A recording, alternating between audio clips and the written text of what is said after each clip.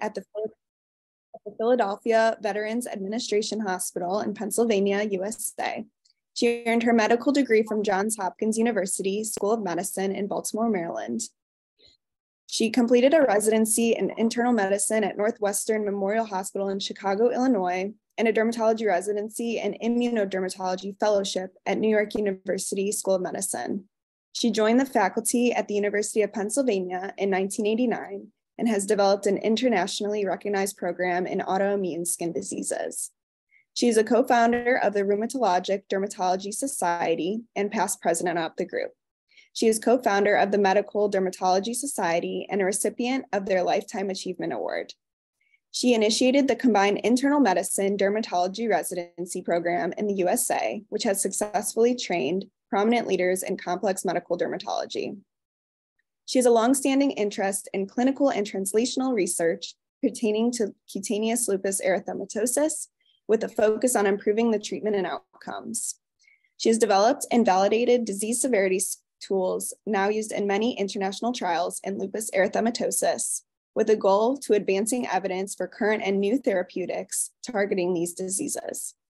Her laboratory studies include studies of the mechanism of cutaneous lupus, biomarker studies in cutaneous lupus examining the heterogeneity of the disease that relate to pathogenesis and ultraviolet light effects to skin.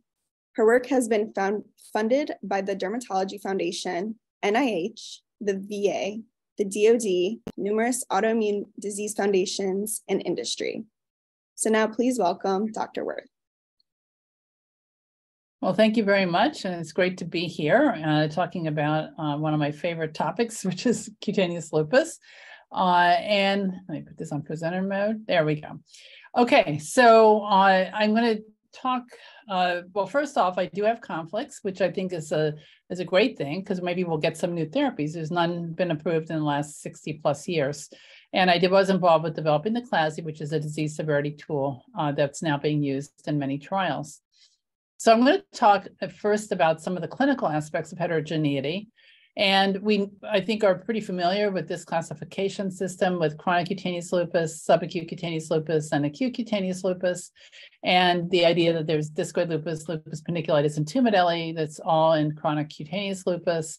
And that we have several forms, psoriasiform and annular polycyclic of SCLE, and then acute cutaneous lupus, which is malar erythema and photodistributed erythema.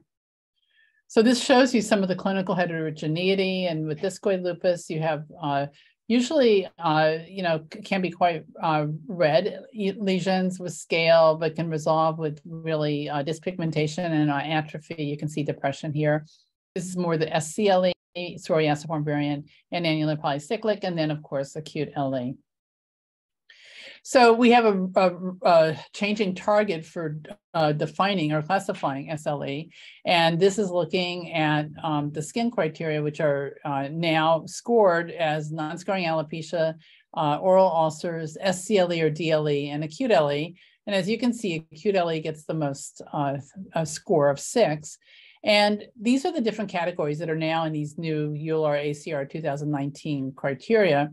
But you can't even use these unless you have an ANA of greater than or equal to 80.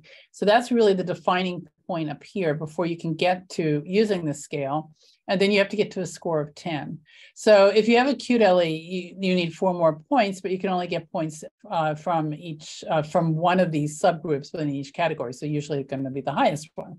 And so this is really quite different. But one of the issues here is that many of our patients that used to be called SLE are now, even though they might have arthritis, maybe even have nephritis due to lupus, because they're ANA negative, they are not considered SLE. And here you can see that 7.4% of the patients in our database that were considered SLE are now classified as not having SLE. And actually, I think in a lot of ways, it's more productive to think about focusing on lupus as a spectrum disease. And so, unfortunately, that's not being done so much right now. But as a result, we get pigeonholing of the CLE patients in a different category than SLE. And The idea of the new criteria was really for disease homogeneity, and one could argue that you could define that by what you use as inclusion criteria for studies and not completely change the definition of the disease. So the implications are that CLE patients with systemic features are now excluded from SLE, and when drugs are approved for SLE, which we're now seeing, for instance, with anifrolumab, belimumab, some of the those are two in particular. They're not available often to CLE patients because they don't meet criteria, and the insurance companies won't cover. So that's a problem, and one that we try to deal with in a number of different ways. But I wanted to bring that up as an area of interest. And then here you can think of more the spectrum. You have patients who are more skin disease only; those are systemic disease, and you can see these different subsets that are part of each of along this line. So patients who have localized DLE, hypertrophic LE, lupus paniculitis, or tumid LE are more likely to have skin disease only. Maybe 20% of generalized DLE meet criteria for SLE, 50% of SCLE, and then of course acute cutaneous lupus or lupus non-specific skin disease like vasculitis, urticaria are more likely to fit into a patient who have meet criteria for SLE. So no matter what, whether you have CLE patient with or without SLE, they do need to get pretty careful history, physical exam. Often a skin biopsy is helpful because if you see the patient 10 years from now and you don't have a biopsy and you can't find where the lupus was, it's hard to verify, but with a biopsy, it can be very helpful. ANA is helpful just to know that it's there. CBC, not something you follow, you don't follow titers, but just to know whether or not it was there. It's helpful maybe sometimes for diagnosis. CBC should be done in a patient where you have a CLE, looking for leukopenia, thrombocytopenia, so on. Urinalysis to do if there's proteinuria. And in fact, if there is any proteinuria, then you're going to want to quantitate it with a protein to creatinine ratio, which is really easy to do with a spot ratio. But that is really something that should be done because that may put the patient more towards a SLE diagnosis. And you can, early intervention is probably super important to try to prevent developing more disease in the kidneys. And then if there are SLE signs or symptoms, then we will go on and get more testing, including the anti-SSA, SSB, double-stranded DNA, and complements. And I will say that one of the most important things is to repeat the urine tests at least yearly if the patient has only cutaneous lupus, because over time, patients can get new onset proteinuria and develop SLE, and this is how one can really get early detection. And the other point to be made, though, is that you don't necessarily have to repeat, for instance, here, more often. If there's somebody who has a lot of symptoms and you're worried about that patient, you're going to be getting these urine tests and other tests more often, but at least once a year, it should be done. So the incidence of cutaneous lupus is about 4 per 100,000, prevalence about 73, and a certain percentage, maybe about up to 20%, can progress on to SLE, although typically not as severe as a patient who has full-fledged SLE when they get their disease. And the incidence is probably about the same as SLE. So it's pretty prevalent, and it's interesting that the drugs are so focused on SLE when in fact there are a number of CLE patients who have issues. And this was a patient who had more of a, as you can see, psoriasiform variant of SCLE. You can see the back and the vacuolar alteration. There's some erosions. And this patient had been on a PPI, which is the most common cause now in red here of SCLE, drug-induced SCLE. And about a third of patients who have SCLE, it's due to drugs. So it's really important to think about these drugs. And I've listed, this study actually looked at 2 different decades, and you can see that the percentage of PPIs causing SCLE has gone up a lot. But other things to think about are antihypertensives, antifungals, and chemotherapeutic agents, antiepileptics, and even statins. So this list keeps growing, and it's really important to think about causes of drug-induced SCLE and, if possible, to remove them. And I think that can be incredibly important. Now, smoking is an exacerbator as well. So that was about, drugs causing problems. Well, smoking also. So here you can see that the patients who are refractory, they have a very high incidence, above 75% in our population of being smokers, compared to the patients who are non-refractory. The smoking is much less.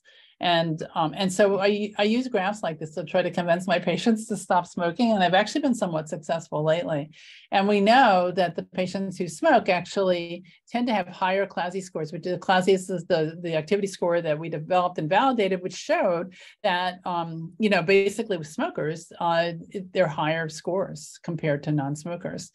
And we have found other things that are different about smokers as well. We find more neutrophils, and this is just showing you also that there's granzyme B in the endothelium, which is found in smokers. And here you can see the double labeling between granzyme B and the CD31. And we don't really see that overlay as much in non-smokers. So there are differences that the smoking is doing that are likely aggravating the disease process. Now, quality of life is another thing that is really worth considering. And we know that patients who have lupus, and this is looking at lupus here, they tend to have a very poor emotional component of their quality of life. And this is looking at the Skindex, and there's a symptom subscore, an emotional subscore, and a functioning. And the worst tends to be emotions, and it's way up there, even compared to other, fairly serious skin diseases. And so these patients are profoundly affected very often. They're almost recluses. They can't work. They get permanent scarring. And when you compare the quality of life in CLE to other common medical conditions, which is really helpful to be able to do that, what this is showing you is that there are patients who've had congestive heart failure, type 2 diabetes, recent MI, and all these yellow areas, those patients are doing better than the CLE patients who have lower scores in the areas of social functioning, role, emotional, and mental health. And so this is really telling us something about how important this disease is to patients who have cutaneous lupus. So I want to touch a little bit on pathophysiology and characterize some of the inflammatory cells and pathways that are activated and correlate also with treatment response. So it's really a complex gamish of cells. I've listed them on the left-hand side here. We've got keratinocytes. The keratinocytes respond to UV light. They make all kinds of things, including interferon lambda and interferon kappa. They also then make these interferons can bring in inflammatory cells into the skin at the interface. And you can see that there are all kinds of things that go on here with DNA and RNA and activating toll receptors and then downstream interferon alpha. And so this is a really interesting complex process that goes on. And there's some variation from patient to patient. And basically, again, these cells, the pDCs, are known to be in the skin at the interface, classic dendritic cells, macrophages, lymphocytes, and neutrophils. And these are all, really important to think about. Now, this is looking at our typical interface dermatitis here on H&E.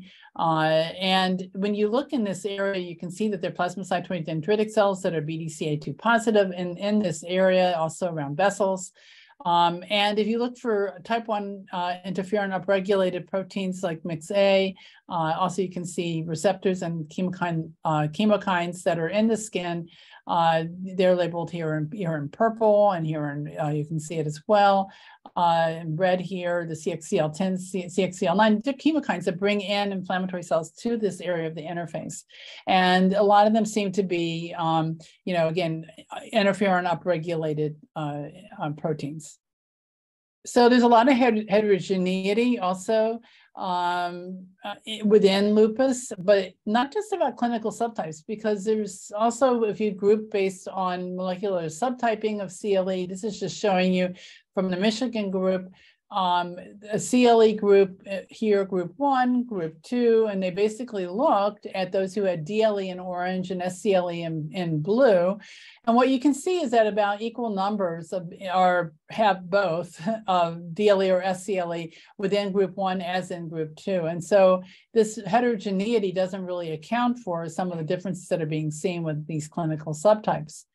And similarly, if you look in the blood of patients, you can see modular gene analyses that have shown with whole blood transcriptomics of RNA sequencing data that there are a number of different modules. There's several clusters. Some of them are related to interferons. Some of them have increased inflammation with neutrophils.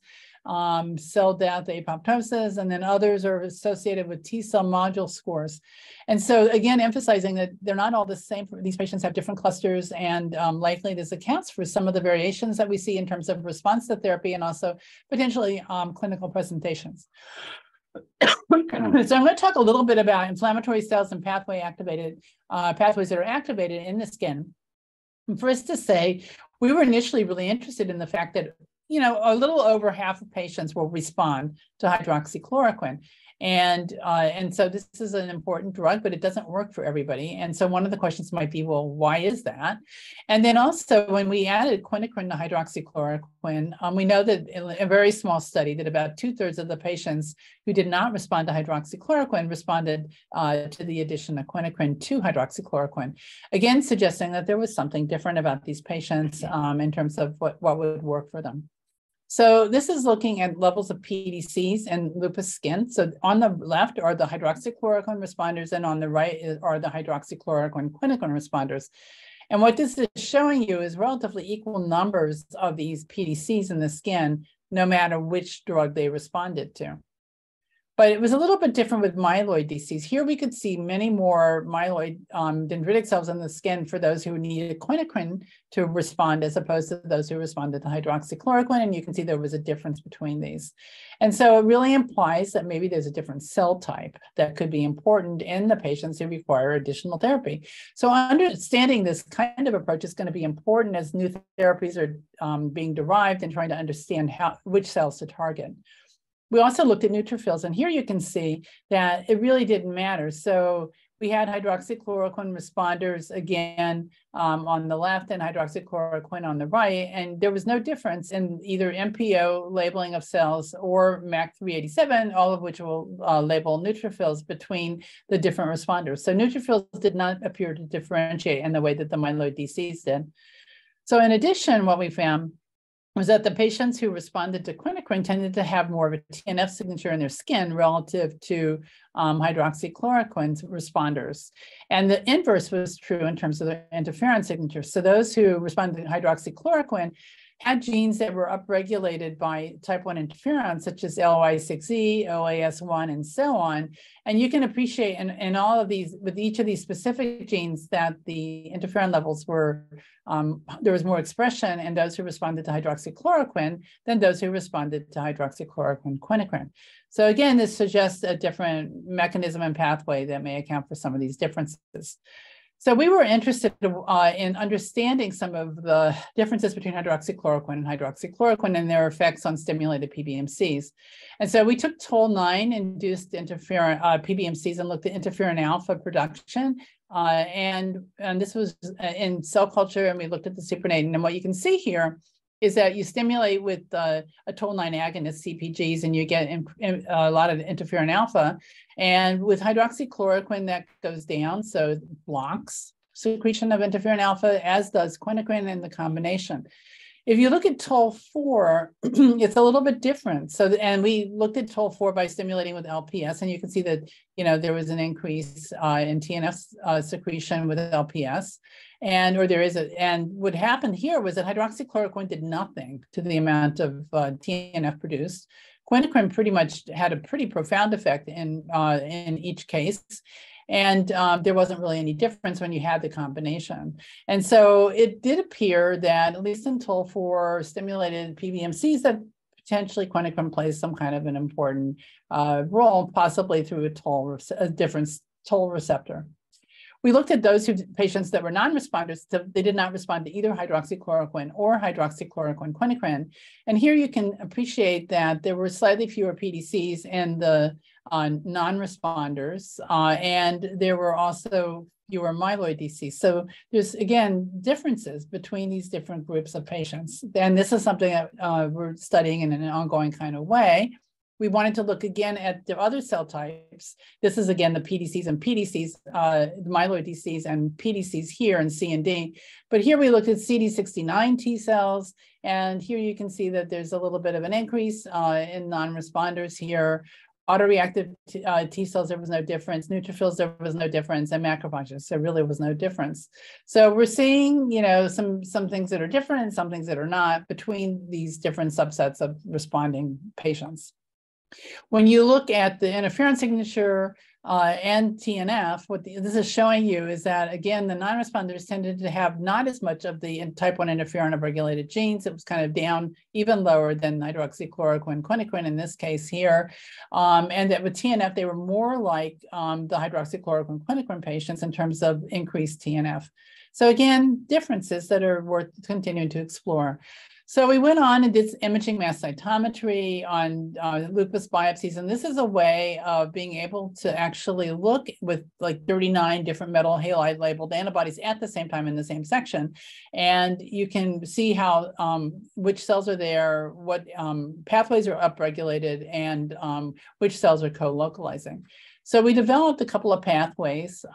Here's a cell type marker path, that we used for different cell types. And then pathway markers, you can see we looked at a lot of different interferons. We looked at different pathways that were activated. And so this is the kind of picture that you can generate. This is just looking at 6 of the metal halide antibodies that were looked at the same time. And you can see, that there's some CD8s, CD4s, CD16s. So it's a very nice way of being able, again, to look at the same section with many different antibodies and to characterize the cell populations that are there. So this is all of we looked at quite a number of different sections, and it's just basically able to tell you, which cells is the mean or the median for any given group of biopsies. And so you can see there are lots of CDCs, CD8s, CD68, Tregs. And so there are a lot of interesting cell populations that are found in the skin. And then you can go further and look at what cells are there and what are the cytokines or pathways that are activated within the cells. And so this is the kind of data that can be generated with our 2 different panels that we had. Again, looking at things like, PSTAT4 and interferon beta. And these are basically looking within the tissue itself and looking at what cells are there and what cytokines are or pathways are activated. So we were interested in the fact that, for instance, this was looking at CDCs. So these are the conventional dendritic cells, the myeloid cells, as opposed to the pDCs, which you can see the blue is kind of, basically not much is being produced. And I will point out that also included with type 1 interferon was less than other cell types. So there are many cell types that make interferon alpha in the skin. That's one of the things that we've been able to observe. But in particular, we found that p-stain and interferon kappa were made by myeloid DCs and also by CD14 positive CD16 macrophages. And this shows the kind of co-labeling that occurred between interferon kappa and CD11C. And so then we also looked at the p-sting and interferon kappa, and they were co-localized as well. And you can see here that the complete overlap between the cells were producing both p-sting and interferon kappa. And if you can remember, a lot of them were the myeloid DCs that I showed you here. So this is, somewhat interesting. And we went on to look at our 3 sets of responding type patients. So we found that the quinaquine responders tended to have a higher amount of p-sting relative to hydroxychloroquine or non-responders, and that we found somewhat the same thing with interferon kappa. And so this is looking at CD11C and interferon kappa that's co-localized in skin. So one of the things we wanted to do was to be able to decide which cells were making which the interferons. And so this is looking at interferon alpha, beta, and kappa, and weighted to how many cells are there that are making which of these different cytokines. And you can see that keratinocytes are really important for all of these, at least for alpha and beta. You can see that there's CDCs that are also pretty good producers of alpha and beta. There's the macrophages here. pDCs are up here. They're a pretty small component of alpha and beta production relative to all the other cells that are here. And so it's interesting to see that when we were isolating cells from skin, we eluded cells. This is looking actually at cutaneous lupus PBMCs, and then also skin biopsies where we eluded cells. And we tried to stimulate with a cocktail the production of interferon alpha, and this is looking at the percentage of interferon alpha positive cells. And you can see with healthy PBMCs, you can stimulate lots of interferon alpha, and something we could not do with CLE PBMCs or with diluted cells. So in some ways, you could almost say that these cells are actually not responding normally. With the CD16 cells, it was, you can see that they weren't really doing very much. But when you drill down on pDCs, what you can see here is that the pDCs that are CD1A positive actually are making, and this is looking at CLE skin, they have a pretty high percentage of interferon alpha, but they are in fact a very, very small percentage, about 4.2% of leukocytes that are pDCs, and of those only 13% or so are CD1A positive pDCs, and so 0.57% of leukocytes are, so these are the pDCs that are making a little bit of interferon, but again, not very impressive. And so there's a big question, I think, about these pDC-directed therapies, how exactly are they working? So this is just to summarize then that p-sting and interferon kappa co-localize in myeloid DCs and macrophages and suggest interactions between these two markers. And then pDCs are not major producers of interferon alpha relative to other cell types. And so there's a lot still to be learned. We did look at epidermis and dermis in terms of, this is looking at individual patients. These are healthy controls, line by line. And these are quinacrine responders and non-responders. And what this is showing you is looking at different cytokines that are in the cell, such as interferon beta. This is just looking at IL-4, IL-17. And the point of this is just to say, if you look across a line here, this is looking at the epidermis, you can see a certain pattern here to these cytokines, and you can really see almost a very similar pattern in the dermis and epidermis for a given patient. And it really suggests that there's some kind of crosstalk between them. And if you know that they've been doing some tape stripping, right, to try to figure out, what drugs are doing to, for instance, type 1 regulated proteins and RNA rather also. And with tape stripping, you can actually see changes that simulate what's going on in the dermis. And this may get to the fact that there really are some interesting similarities here.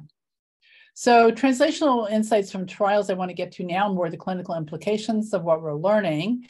And this is just to say that in terms of systemic treatment of CLE, we still view, initially, sunscreen, sun avoidance, sun clothing, topical steroids, all the things we all try to do.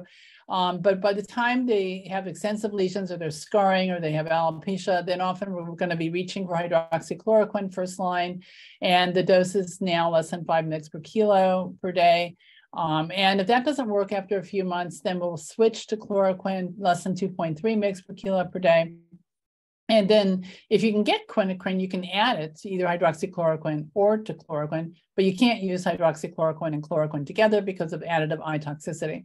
It's very hard, and we can talk more about this if there are questions, to use quinacrine in these days, but we do have some patients that are taking it.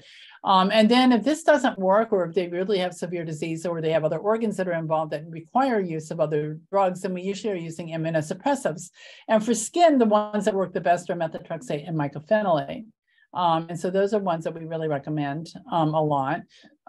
We don't think azathioprine overall tends to work quite as well. And then after immunosuppressives for scarring lesions, or lesions that are going to progress to scarring that are extensive and refractory, we might use thalidomide or lenalidomide. I'll talk more about that. I actually use more lenalidomide these days than thalidomide, and we'll talk about that. And then there's anifrolumab belimumab, which is something we'll talk about as well. Dapsone, may work. There's not a lot of studies, but it may work sometimes. And we were starting to use more of it when we were losing quinacrine, if we didn't want to advance to immunosuppressives. I tend to use steroids as a bridge. I try to avoid them if possible. Retinoids can work, but very often they're not that well tolerated, and you can't really stop them without the disease coming back. And then rituximab we'll talk about also. So it turns out that rituximab can exacerbate or induce new onset DLE or SCLE in SLE patients. And this does come up because we'll get referred somebody, with SLE and maybe they have skin disease and they want to give them rituximab for their skin disease. And we usually try to tell them not to do that because actually it doesn't work very well for DLE or SCLE. And if it's going to work, it'll work for ACLE, and I'll show you that data. Iberdomide is another newer derivative of lenalidomide that also, I'll show you some data for that, and tends to work better for SCLE than DLE and much better than ACLE. And so it's really interesting that we're beginning to see some differences in the responses of different subsets, and something we had not seen before. So starting with thalidomide, there's been pretty good evidence from case series that it can work in 80 to 90% of patients. It can happen very quickly that you get improvement. Full effects are quick. Works best in the case of thalidomide in SCLE and DLE, lowest in lupus profundus, about 50%. And there's no difference in response in localized versus generalized discoid lupus. So there's a high rate of relapse, so it's hard to stop it completely, but you can often get to a low dose, like 1 or 2 pills a week. If you stop, the relapse rate for SCLE is actually quite a bit lower than for discoid lupus. And these patients do respond to retreatment. About 16% require maintenance, maybe more. And side effects are really important because of particularly the teratogenicity and the paresthesia, but also because increased coagulation, increased anticardiolipin. So we tend to avoid thalidomide or any of this class of drug in patients who have anticardiolipin antibodies or a history of clotting. But in particular, there's a pretty high incidence of neuropathies that may not reverse or often do not reverse. And the teratogenicity requires 2 forms of highly effective birth control. And it's a really important problem. So but having said that, these are the kinds of effects that you can see in thalidomide. And we became interested a number of years ago to test lenalidomide, which is more potent and maybe less neurotoxic and had been approved for myeloma and myelodysplastic syndrome. And another study at the same time showed about 15 patients, or 86% of them, had a complete response. And so you can see how quickly with the CLASI, the CLASI activity score came down. Here it's only 4 weeks, and so this drug actually works quite well for refractory patients, and is definitely something to think about. And the dose we typically use is 5 milligrams a day. It's really expensive in the US, but in other countries, in England, I'm hearing it's like very cheap. And so as it's coming off patent, I think it may become easier to use, but it has all the same caveats of teratogenicity, but probably less neuropathy. We really don't see the neuropathy with lenalidomide, which is the biggest reason why I think it's great to use it now. Iberdomide is in that same group, and its function has been basically to reduce Ikaros and Aiolos protein levels in inflammatory cells like B cells, T cells, and monocytes. And these are zinc finger transcription factors that are involved again with these cells. And this drug was screened to be more potent than thalidomide or lenalidomide. And so when you look at this, this had effects by iberdomide in decreased in the peripheral blood, the B cells that are there, decreased pDCs, and increased T regulatory cells. So it's really quite effective, and in modulating a number of drugs. And when it came to SCLE, there was a difference between those who had high dose versus low dose or placebo in terms of subacute cutaneous lupus. So this seemed to work well for SCLE. In CCLE, also there was a trend, but it was not significant to improvement. These are pretty small numbers of patients, but in the higher dose relative to the great placebo here and the lower dose. But look at ACLE, it really didn't do anything. So this is really interesting that there may be some differences in the effects of these drugs on different subsets of cutaneous lupus, and we don't really understand exactly why. However, also ACLE patients are often on background therapy that might be affecting more what's happening to their response over time, and there may be a placebo effect that is partially modified by them being on background meds or needing extra steroids because they're having an SLE flare. So moving on to talk then about targeted therapies and the role of interferons in skin. This is now looking at pDCs with CD123 in the skin. And as we talked about, they seem to have a role potentially with type 1 interferon upregulation. This is the way that people are now pretty much, and when they're looking at the skin, trying to quantitate skin activity on this left-hand side and damage on the right-hand side.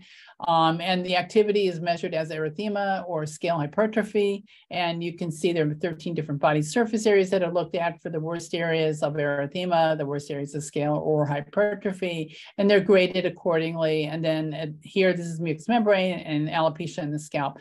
And so what ends up happening is you add up to get the score for activity here, and damage is dyspigmentation or basically scarring or scarring alopecia. So there's been a lot of work that's gone into developing this instrument, and it was initially published actually in 2005 in the JID, but since then there's been work on validating content development, the psychometric validation, looking at inter-rater and intra-rater reliability, and this is the paper I was mentioning before.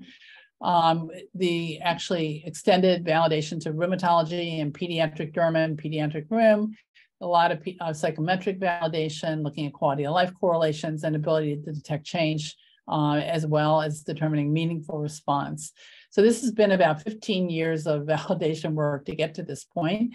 We know that this is just showing you in the blood of patients with cutaneous lupus, some of which in red had SLE, but others just had skin, that there is an elevated interferon score. Those genes that I showed you before that are upregulated by type 1 interferons, you can basically look at a number of different genes and come up with a score. And you can see that, that there's an increase in the interferon score in the patients who have CLE and DLE in their peripheral blood, but not true in tumor lupus, not true in healthy control. And here is showing you that with the interferon score correlates nicely with skin activity. And so this is actually really suggesting that there might be some importance in type 1 interferon. So there are many druggable inflammatory receptors and corresponding kinases implicated in human disease. And in this case, we're talking about cutaneous lupus, but the red rectangles are basically talking about trials that have been ongoing or done or completed, some of which really failed, and probably for all different reasons. But in particular, some of the ones we'll talk about now are ones that work, such as Litifilimab, and some of the newer ones that are in development. And so basically, the idea is that the JAK inhibitors and these different modulators can have effects on interferon, type 1 interferon production, and thus have effects on the inflammation that we're seeing in the skin. And this is looking at anifrolumab in a phase 2 trial that was gray as placebo, and this is the 2 dose arms, and you can see that the people who got the 2 doses of anifrolumab, which is an antibody against the type 1 interferon receptor, the IFNR antibody, basically blocking the effect of these type 1 interferons. These people had a much higher response rate in their skin relative to placebo. We don't exactly know what subtypes of skin they had, but here's an acute LE patient who clearly did better after getting their treatment. And this is the phase 3 trial, always more difficult to do. This is the global trials and many more sites, but here again, they showed that twice as many responders in the treatment arm did better. So at week 12, which was the readout, and showing you how quickly this drug can work relative to placebo. And so this is really an interesting finding, and I think it led to eventually the approval of anifrolumab. And it's now being used a lot for patients with SLE who have skin or joint disease. But it's hard to get it off label for CLE patients, but there are getting a growing number of reports in the literature that it can be helpful. Another approach is with this drug Litifilimab, which is a humanized IgG1 anti-pDCA2 monoclonal antibody. It specifically targets pDCs. So the BDCA2 is a receptor on the pDC, and when this Litifilimab binds, it internalizes the receptor. And what happens is you get downregulation of pro-inflammatory chemokine production, pro-inflammatory cytokines, type 1 interferons, and type 3 interferons. And so there's a lot that goes on, as well as FC-dependent and FC-independent effects. And so there was an early trial that was basically a phase 0 trial, really nice model for thinking about how to look at drugs early on, where the patients either at day -1 and then got 1 injection sub-Q, and this is week 4. And they got biopsies before and after. And this red is MIX-A, which is a type 1 interferon upregulated protein, which you can see in a responder where the CLASI score went from 9 to 0. The red stain went away by week 4. And the same thing was true for many of the responders over time. And so the non-responder, however, there was no difference. And so clearly it's a nice biomarker for looking at response to look at the MIX-A. So they went on to do a phase 2 trial that was published in the New England Journal last year. And what this showed was that 3 doses of the Litifilimab relative to placebo, you can see a nice % change in the CLASI score with a very significant change by week, actually very early on. Started to see drops at week 4, but then kept going. And so based on this data, there's now enrolling a phase 3 trial. And so stay tuned, but this would be interesting. It's a sub-Q injection, and it's really targeting the pDC. So at the same time, this is like they did an SLE trial. So again, a very nice model of doing a CLE trial and a SLE trial so that if the drug works, we'll be able to use it in both populations. And this is looking at the SLE trial that was done as the phase 2 and also published in the New England Journal. And you can see here that there was when you look at a greater than 7-point reduction in the CLASI-A score, this was placebo, and this was 56% was the treatment arm. They had 1 dose. And you can see these were different. And you can see again that the differences started to show up pretty early on around week 4. And so this was also suggestive that even in the SLE population, Litifilimab can be helpful for the skin. Now, some biomarker studies have subsequently been done looking at the interferon gene score, and you can see again that this drug very quickly lowers the interferon, the mean % change. This is looking at the mean % change in the gene score. And you can see that there's a much bigger difference in the people that got Litifilimab relative to placebo, and this is part A. And this is looking at the interferon alpha concentration in the plasma or in the serum. And here again, you can see a big decrease here relative to placebo. So in the part B, which was the CLE trial, there were 3 doses, and you again can see that there's a drop in the score for the interferon gene signature, and then also in the interferon alpha. So the biomarker responses were really suggestive of an effect of the drug for both the SLE part A part of the trial on top here, and for the CLE part B part of the trial on the bottom. There was also a trial with another drug, anti-ILT7. This was also a drug that has this antibody binds to the pDC, and then it causes the pDC to be removed. And so you can see here that this is looking at baseline and then day 85 with monthly injections. And you can see again that the pDCs are gone, and that MIX-A is also gone here. And so this is looking at the % change from baseline in the CLASI score. And you can see that at the high dose, there's a nice change relative to placebo, and low dose, and that the effects are very quick. By day 29, you're starting to see a difference between these 2 groups. So that brings me to deucravacitinib, which we know has been approved for psoriasis, and we know it has effects on type 1 interferons as well as IL-23, IL-12. And it's well tolerated. So there was an SLE trial looking at 3 doses of Deucra relative to placebo. And one of the readouts, some of them were related to SLE and others were related to skin. And so here you can see that the low dose was better in terms of the readout for an SRI-4, which is a composite SLE measure relative to placebo, and it seemed to work. Here is looking at the SRI-4, the BICLA, which are all composite measures, and then the load of disease activity. But this all suggests that there's a difference between the lowest dose of a drug relative to the great placebo. And then this is looking at the CLASI-50, which you can see for skin is amazing how much of an improvement there was. This is the response rate for the CLASI-50 relative to placebo. So very dramatic, and there's actually ongoing trials now for SLE and CLE with Deucra. And then the joint count was not as dramatic, but there was also improvement here as well. And then this is looking at the proportion of patients with a CLASI greater than 10 that got 100% reduction in their CLASI at week 48. And again, there's a difference here, although, you know, it speaks to why an IgA with complete, the lesion going completely away is going to be pretty insensitive, but you can see that there is a difference. And then this is looking at the mean percent gene signature this is for DUCRA. And you can see it goes down relative to placebo, and also that the double-stranded DNA goes down and the complements come up. And these are all really exciting to see these kinds of changes because you don't always find the antibody levels changing in these trials. So in summary, there are different cell subsets and cytokine signatures that are associated with the heterogeneity of response to therapy. pDCs play a critical role in disease in many patients, and there are increased myeloid disease that seem to correlate with a response to quinacrine. There's basic insights that have led to successes in new therapies for CLE targeting type 1 interference, such as the anti-IFNGS receptor antibody, which is inflammatory, anti-pDCA2, Litifilimab, ILT7, and TYK2.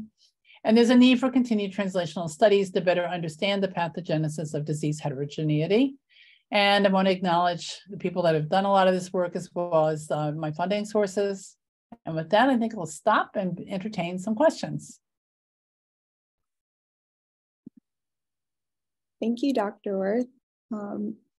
So if anyone has any questions, you could put them in the chat. I did have a few questions. Do you see any sex-related changes to treatment response or age-related changes? You know, so many of our patients are women.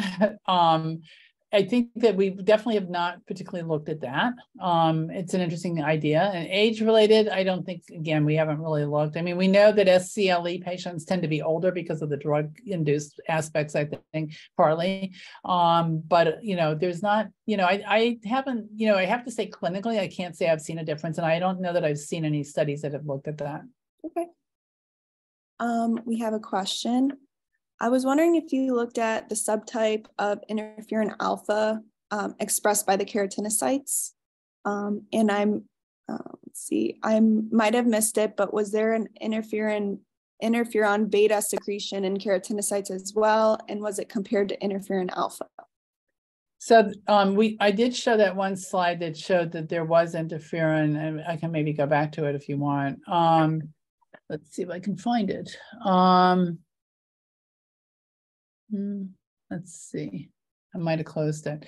Yeah, so we did look at alpha and beta, and they're both made by the interferon alpha and beta. They're made by the keratinocytes. The subtype we've used, there are, like, as you probably know, about 19 or more subtypes of interferon alpha, and we've used an antibody that will recognize several of them that are thought to be important in keratinocytes, but we have not really characterized the range of interferon alphas that are there.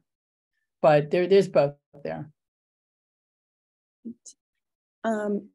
Another question, have you ever looked at MATE cells, mucosal associated variant T cells, and cutaneous lupus? Nope, we have not. Okay. Just a subset of T cells that I study in my lab, and I didn't know if that had any effect or if you saw any studies with that. But. It doesn't ring a bell, but okay. Interested, maybe you should look.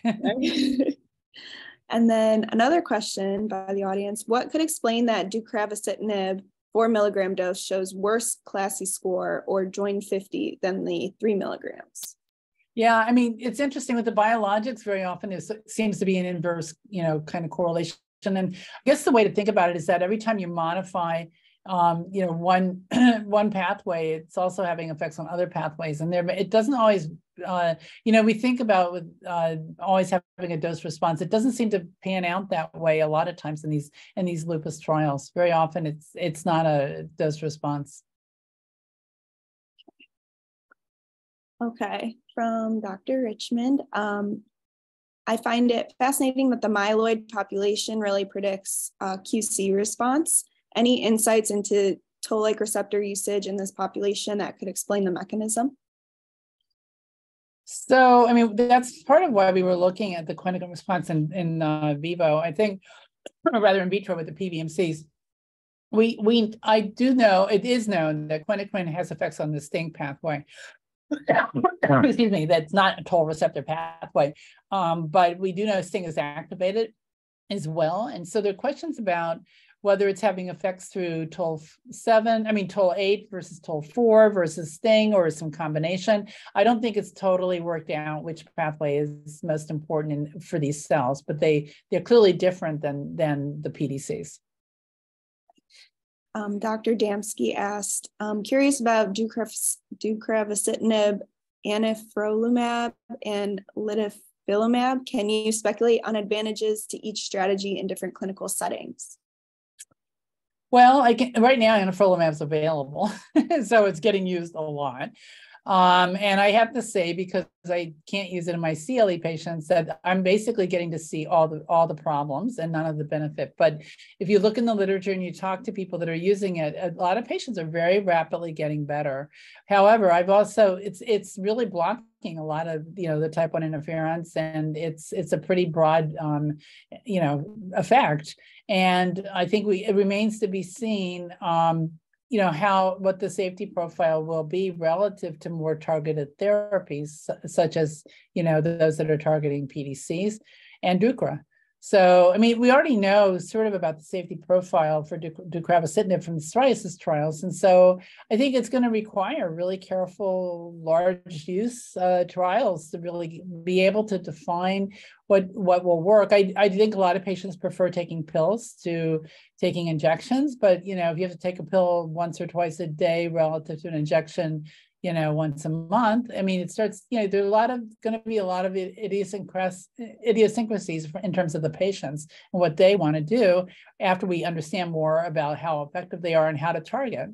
And it may well be that they won't all work in the same patients. So we're going to have to really understand the heterogeneity of that in order to know how to predict. But, anifrolumab is available and it seems to work in a lot of patients.